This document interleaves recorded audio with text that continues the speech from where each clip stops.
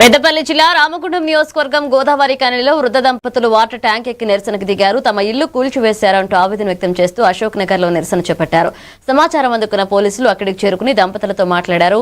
One town CI Indrasena Reddy సమస్య పరిష్కారానికి చర్యలు తీసుకుంటామని హామీ ఇవ్వడంతో వారు ట్యాంక్ పై నుంచి దిగివచ్చారు. అనంతరం టౌన్ ప్లానింగ్ అధికారి నవీన్ కూడా వారితో మాట్లాడి సమస్య పరిష్కారానికి చర్యలు తీసుకుంటామన్నారు. పట్టించుకుంటలేరు. నిన్న మా భార్య అన్నం లేక చక్కెర వచ్చి కింద పడి హాస్పిటల్లోకి వెళ్ళి మళ్ళీ తీసుకొచ్చాను. రాత్రి మమ్మల్ని ఎవరు పట్టించుకుంటలేరు సార్.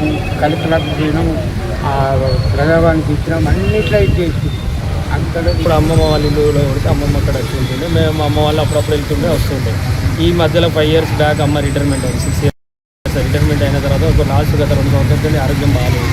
అటు పోవడం వీలేవు కాకపోయేసరికి దాన్ని అక్రమంగా మా బామ్మరులు కబ్జా చేసి, అంటే మా అమ్మ వాళ్ళ అన్న కొడుకులు కబ్జా చేసి ఇంటి నిర్మాణం చేపట్టారు. ఈ సమయంలో నేను సంబంధిత అన్ని శాఖలకు కంప్లైంట్ చేయడం జరిగింది. పోలీస్ శాఖకు, కోర్టుకు, మున్సిపల్ అధికారులకు చేయడం జరిగింది.